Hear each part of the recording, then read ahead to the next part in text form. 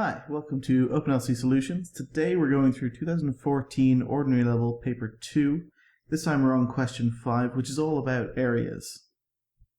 Question 5 gives us this square ABCD and tells us that it has an area of 81 centimeters squared. And we're asked to find the length of one of the sides, in particular AD. Now because it's a square, of course, all those different sides are the same length, so it doesn't really matter that much which one they're asking for. What we know is the area of a square is given by the length squared.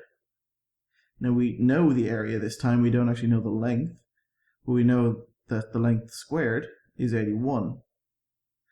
To find the length, all we need to do is square root 81. So taking the square on the L, and when you bring it over the other side, it changes to a square root. And so you end up with 9 centimeters for L. Part B gives us the sector of a circle that has center B and a radius BC, so the same as the length of the square. It's drawn inside the square shown by the shaded region. We have to find the area of the sector correct to 1 decimal place. So there's a formula for the area of a sector that you can use if you want, where you know that this is 90 degrees and the area of a sector is theta over 360 times pi or squared. And we know that the angle is 90, so you can put that in. In any case, it'll simplify down to 1/4 of pi r squared because this is just a quarter of a circle. So that is 1/4 of pi. The radius is the length of the side of the square, which we know is 9, so that's 9 squared. And so you throw that in your calculator and you find the area to 1 decimal place, which looks to be 63.6, and that's centimeters squared. The second part of that question gives us a second sector of a circle centered on the opposite corner D with the same radius. And we define the area of the shaded region in this new diagram, which is the overlap of the two sectors, correct to 1 decimal place. There's two ways of looking at this one. One way is, the way the marking scheme suggests, is to take a look at the negative space, that is the area that's not taken up by this sector of the circle in the previous diagram.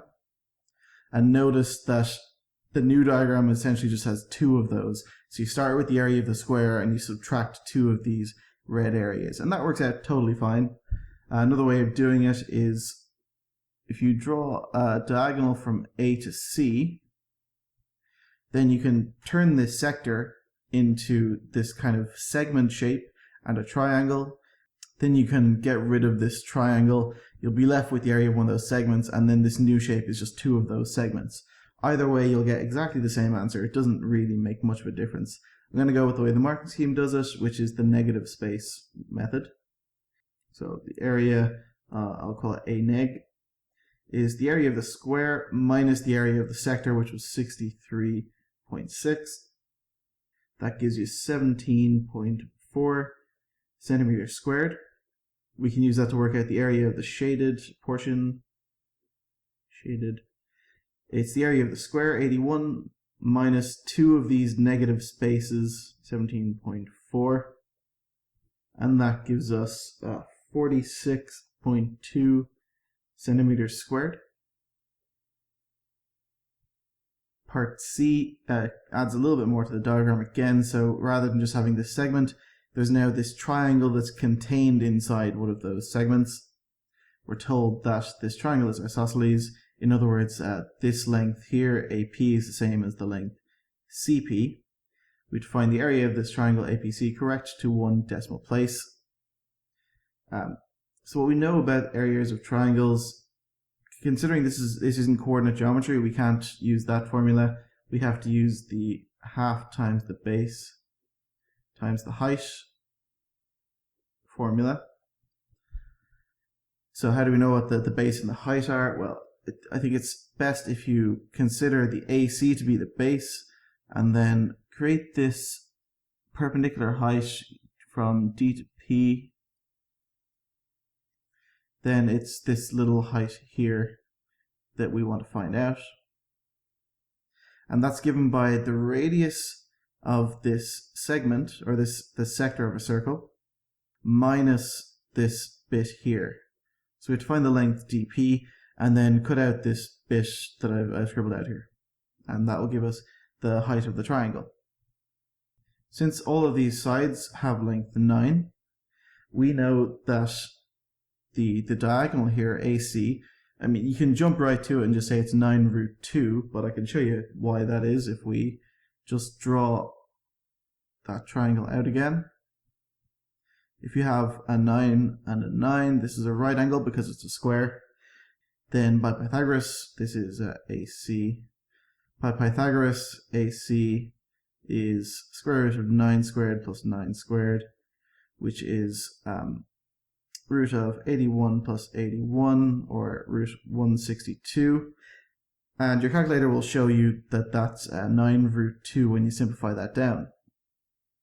So that is this length AC. That's the base length of this triangle. So it's going to be a half times 9 root 2. And then how do you get the perpendicular height?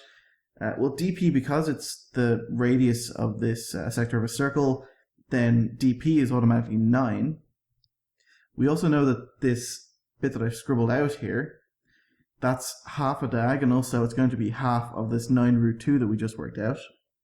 So the height is given by dp, which we know is 9, subtract the bit that I scribbled out, which is half of 9 root 2, so that's half times 9 root 2.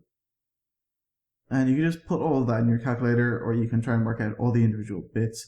But the end result is that you get 16.8 centimeters squared, correct to 1 decimal place. So thank you very much for watching, and hopefully I'll talk to you again in the next episode.